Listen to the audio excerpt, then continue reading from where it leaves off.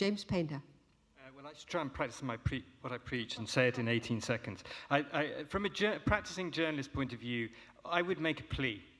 I would just make the plea that as scientists particularly, you do take the risk of engaging with journalists who are concerned about these issues. Don't be put off by the drivers of journalism, in some sense, are seeking sensationalist headlines. Please engage, please build up relationships. I think that's where it really works well, where you build up a relationship of trust with one or two journalists. And so when a story or piece of research that you have got comes out and you want to get into the public domain, you know the journalist involved. So I would make that plea. Don't be frightened of these terrible beasts called journalists.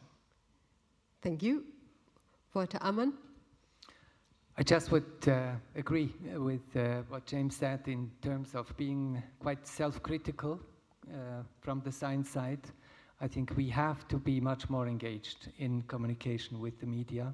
We have to take the responsibility to communicate with the media and not just to write ISI papers.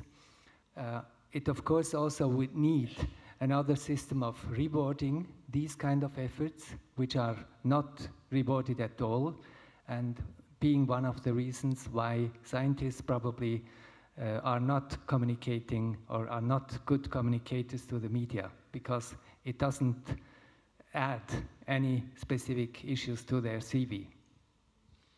Okay, thank you very much. Ranjita. I'd like to say that the media has been highlighting climate change as an issue, and I think it will continue to. It's had a somewhat minimal impact on policymakers and politicians, given the kind of pressures they face that Otwin referred to earlier on. But I think as journalists, we should just continue doing that, putting the message out there and not let up, basically. Richard Klein. That was very short. I needed a few more seconds to think, really. I think one of the encouraging things over the past few years has been that climate change has moved from the science and environment pages to the current affair pages. And obviously the Stern report was incredibly important. The fact that The Economist, a very reputable journal or newspaper, is now taking climate change seriously, when for a while they actually saw this as a hobby of a bunch of idiot Greens.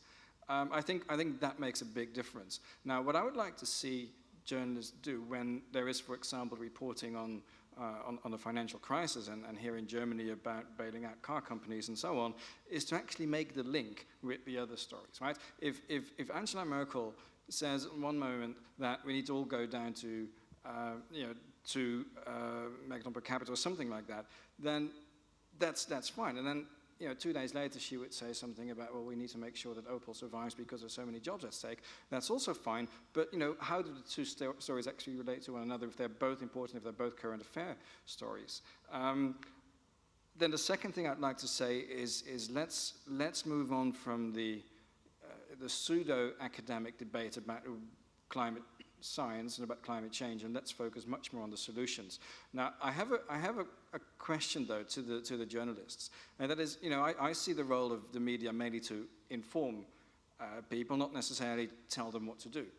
At the same time, I see the role of academics to sort of find out what the issues are and in a way communicate them to other academics, to policymakers, and if possible to the media. Where is that translation then made? Is that Greenpeace, or is that is that going on in people's heads? Is that on the internet where not everyone's judgment can necessarily be trusted? How do we translate what we know to what we could do without being moralistic about it? I don't know whether our journalists are going to be able to come back on that. I'd like to make sure, in case we completely run out of time, Stefan? Yes, very briefly, because everything has said already. But I think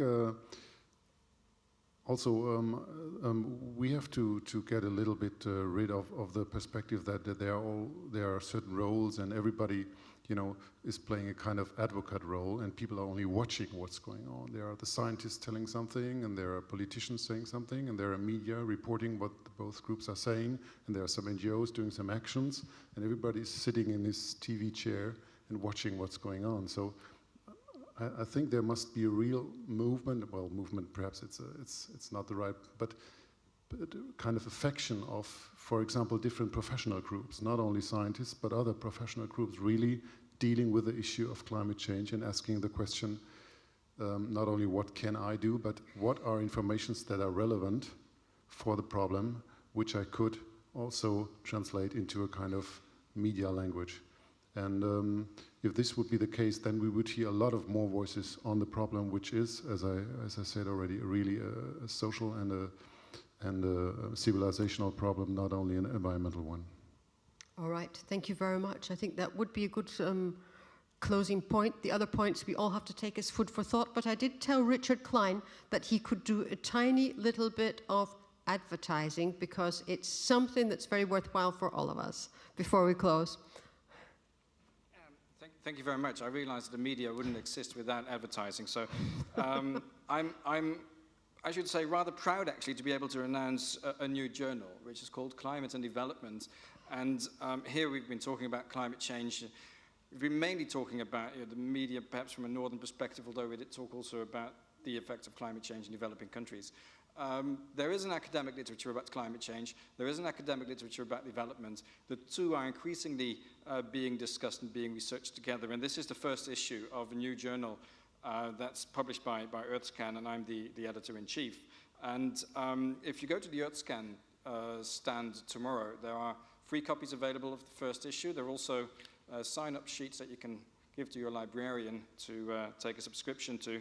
And of course, we all encourage people to submit to the journal. Thank you. Thank you very much. And the front page of it, the picture on the front is already something which I think we can all learn from. Basically, he has the rice paddy fields and the tower buildings, skyscrapers in the background. It combines urbanization, rural issues, agriculture, and so on. So thank you very much to all of our panelists this evening. On behalf of IHDP and Deutsche Welle, which was one of the partners in organizing tonight's table. Thank you very much to all of you for being very attentive listeners and for your questions. I hope we'll have lots more discussions outside of the panel setup.